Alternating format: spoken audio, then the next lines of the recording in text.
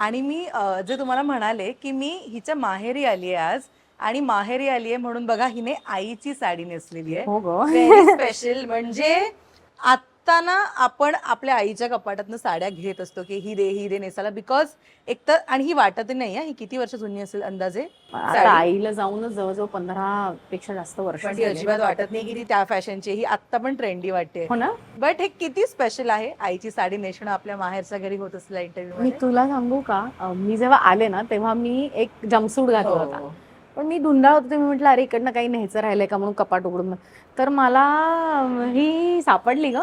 आणि ब्लाऊज पण मला हा कलर आणि हे कॉम्बिनेशन फार आवडायचं म्हणून मी इथे ठेवून दिलं होतं. म्हटलं नाही नाही आता हीच नेसूया. तर हे खूप स्पेशल आहे कारण कधीतरी आईने नेसलेलं असतं. आपण भले ती 10 वेळा धुतली तरी एक आठवण आहे ना आपल्या आईची. माय ट्यूब आहे त्याच्यामध्ये.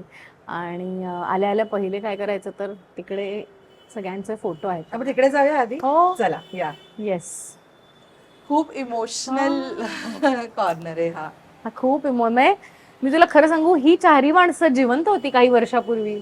आणि मला फोन करून ती सगळी जण बोलवायची की आज हे केलं. मी जेव्हा मुंबईमध्ये काम करायला लागले किंवा मुंबईत राहायला लागले नाटकाच्या, चित्रपटाच्या, सिरियलच्या निमित्ताने, तेव्हा काय विफास नव्हतं, काही नव्हतं. आई आपली डबा करायची, आई घेऊन यायची बोरिवलीला, माझ्या सेटवर यायची कधीतरी. आणि मग मला आवडणारे पदार्थ म्हणजे बिशीबेळी राईस मला तिचा खूप आवडायचा. माझ्या बाबांचे मित्र आहेत एक बंडू साठे, त्यांच्या बायकोनी उर्जिता काकूनी तिला बिशीबेळी राईस शिकवला होता, तो घेऊन यायची. मसाला डोसा घेऊन यायची. असं काय काय छोटे छोटे छोटे पदार्थ घेऊन यायची. माझ्या आजीची स्पेशालिटी होती वालाची खिचडी, मुगाचं बिरडं, वालाचं बिरडं किंवा कोबीची रसवडी.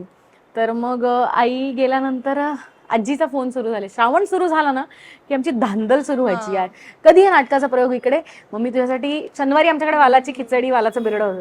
शनिवारी वालाची खिचडी करणार आहे, येणार आहेस का? मग मी काही करून तो प्रयोग असला नसला तरी शनिवारी मी आणि सुहास जेवायला यायचो किंवा मी जेवायला यायचे.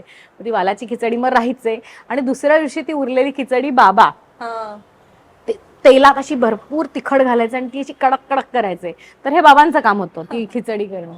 सो आम्ही सगळे खूप खवय्ये आहे, त्यामुळे ना खाण्याशी ना आमचं नातं जोडलेलं आणि खाण्यामुळे आम्ही जास्ती मजा केलेली आहे.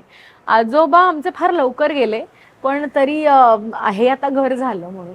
तर आमचा असा वाडा होता, तिथे ओटा होता आणि खरंच आवडत या घराच्या आधी आजोबा असे कडेवर घेऊन फिरायचे आणि आवडती भारी मला माझे आजोबा असं गाणं गायचं आणि ते गाणं खूप इमोशनल आहे ग.